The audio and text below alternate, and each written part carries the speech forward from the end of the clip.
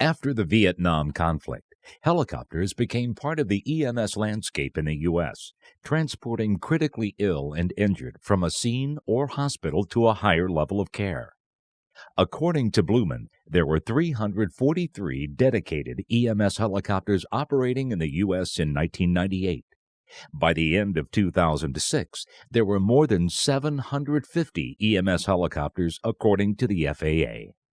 In that same time frame from 1998 to 2006, the number of helicopter accidents doubled over the previous 8-year period, resulting in 93 fatalities and 37 serious injuries.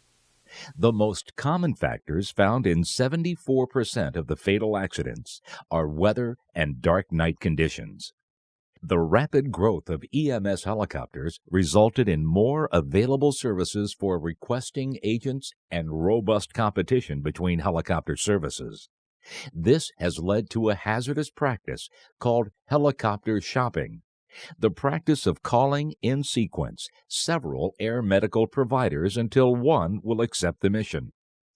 This presentation is the product of a direct request from the FAA to the air medical community to address the issues of helicopter shopping by hospital, EMS, and dispatch personnel.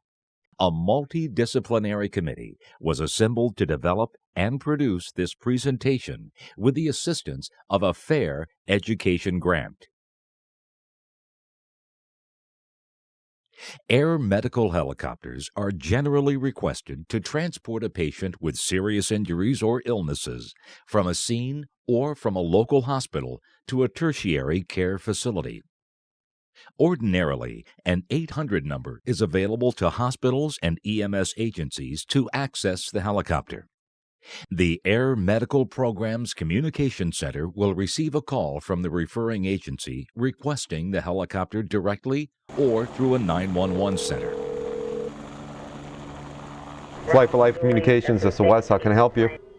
Hi Wes, this is Wendy at Gurney Dispatch. We have a shooting with multiple victims and we need the helicopter. Okay, what is the location of the scene? We do not have a landing zone set up yet, but the incident is near the intersection of 21 and Stern School Road, just east of 94.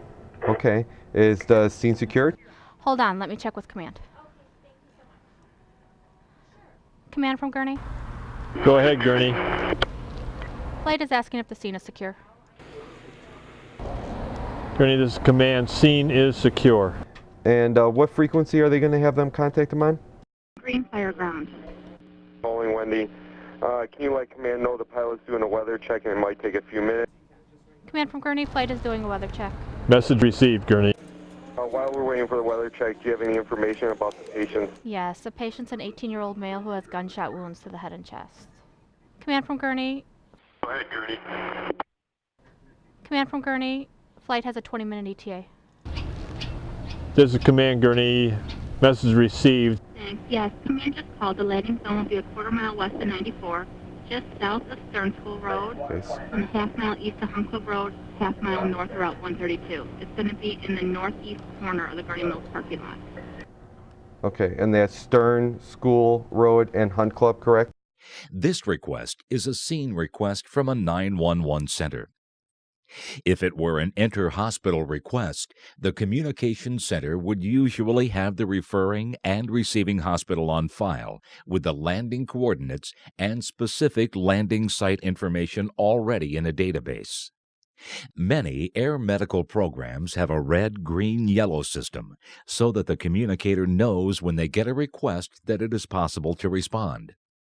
If they were under red conditions, it would mean that weather is below minimums where the helicopter is based, and they would not be able to respond to any requests. Green means weather is clear where they are based and able to lift off to respond. Yellow means the weather is questionable and the pilot must be consulted to accept or turn down the request. Weather minimums are based on ceiling height and visibility. Both ceiling height and visibility minimums must be met for the pilot to accept the flight. Even though pilots accept a request, when pilots make a decision regarding weather, they must use all information available based on current and forecast conditions. Pilots must consider the following 4 items for every leg of the flight: 1. Departure, weather at their location. 2. En route, weather encountered between departure location and the requesting facility or scene. 3. Destination, weather they may encounter at the destination facility. And 4. Time, the total time for transport including any delays. If weather is below the program's safe minimums or forecast to be below their minimums during any portion of the flight, the pilot will decline the flight. This doesn't mean another provider cannot accept the request. Just because weather is unacceptable from one location doesn't mean it's the same at another. For example, a request is made to H1, but the pilot declines due to weather occurring at his point of departure. Another aircraft, based at a different location, may be able to complete the transport if weather is acceptable at his point of departure. Of course, the pilot must also consider departure, en route, destination, and time. The same holds true for weather en route. Weather may be isolated, allowing safe flight to and from all but a small geographical area. Each program in a region may also have different weather minimums depending on FAA approval, topography, and aircraft capabilities.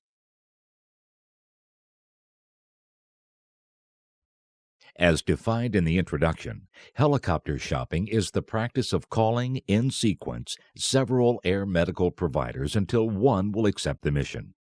The following is an example of helicopter shopping that resulted in a fatal accident. All information from this accident is taken directly from the NTSB Factual and Probable Cause Report, File CH-104, MA 182. On July 13, 2004, at 05:35 Eastern Daylight Time, a Bell 407 helicopter was on an EMS mission when it collided with trees shortly after takeoff from Interstate Highway I-26 near Newberry, South Carolina. The pilot, flight nurse, flight paramedic, and patient received fatal injuries, and the helicopter was destroyed by impact and post-crash fire. The EMS flight was en route to the medical center where it had departed at 05:02 Eastern Daylight Time. Night vision meteorological conditions with mist and fog prevailed in the area of the accident site. 3 other EMS helicopter operators had turned down the mission, including one who had attempted it but had to return because of fog conditions. The following is taken from an investigator's interview with a pilot who attempted the mission and turned around. On 7/13/04, I was the duty pilot at Care Force 1 EMS helicopter based at Richland Memorial Hospital. At 4:39 a.m., I got a call from Peggy Hansen, our communications specialist, stating that Newberry County EMS 911 dispatch was requesting our services for a scene flight. I accepted the flight based on available information from our company computer-based weather reporting system. At 4:40 a.m., we were put on standby. At 4:42 a.m., we were requested to go to the scene. We lifted for departure at 04:43 a.m. and flew for 2 minutes before I decided to cancel the flight due to halos on some lights in the distance which would signify the formation of fog. I landed back at Richland Hospital at 4:46 a.m. After Care Force 1 aborted the flight, Newberry 911 pursued as follows. At 04:48, Newberry 911 contacted MTC-1 located in Greenville, South Carolina. The MTC-1 dispatcher turned down the flight without contacting the pilot because they were operating in condition red. At 04:49, Newberry 911 contacted LifeReach 1 located in Columbia, South Carolina, to determine if that operator could accept the mission. The LifeReach 1 pilot initially accepted the mission, but declined it when he learned that Care Force had returned due to fog. At 04:50, Newberry 911 contacted Spartanburg 911 dispatch requesting services. The Newberry 911 dispatcher informed the Spartanburg 911 dispatcher that other operators had declined the mission, stating, Greenville couldn't fly 'cause the fog was too bad. Columbia couldn't fly.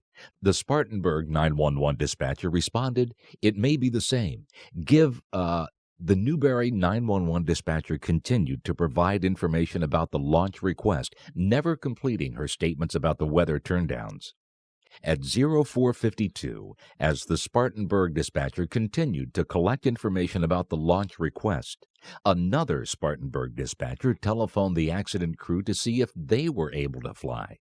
The accident pilot accepted the mission at about 0455. Neither Spartanburg 911 dispatcher was aware that Care Force had aborted the mission due to fog, or that Life Reach 1 had turned down the mission, and therefore could not inform the accident pilot of this information.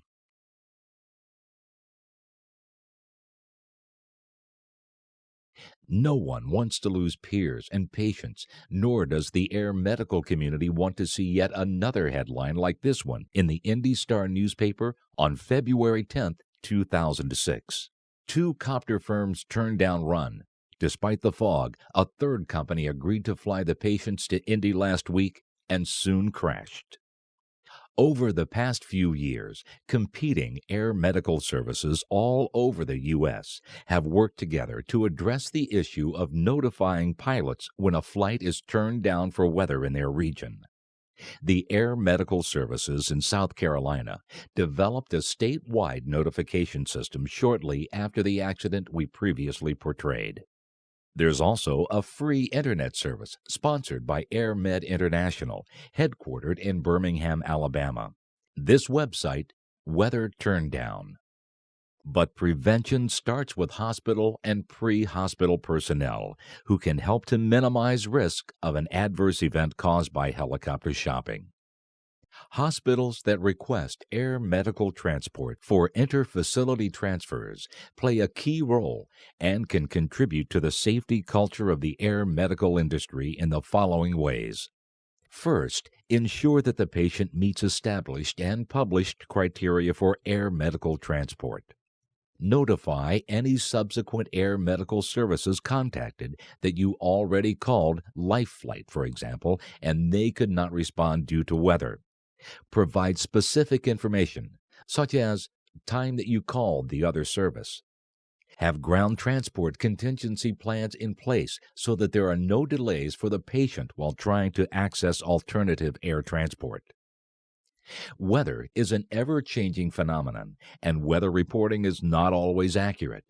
That's why it is important for a pilot to be told that another pilot has declined to take this flight. Communicate each time you call another service of a previous turndown. Educate personnel what to do when a flight is turned down for weather. Simple reminders posted at strategic places in the emergency department or at the 911 center would be helpful. With the help of requesting agencies, the air medical community will be able to respond safely and meet the needs of patients more efficiently. The Commission on Accreditation of Medical Transport Systems, CAMTS, requires each accredited program to develop a policy to discourage helicopter shopping and specifically address how the program interfaces with other air medical programs in the same coverage area to alert them of a weather turndown. 7th edition accreditation standards. The FAA, other national organizations, and state EMS agencies have addressed this issue by creating guidelines and procedures. Competing programs have also collaborated to develop policies to discourage helicopter shopping. The following list represents some of the published guidelines and procedures.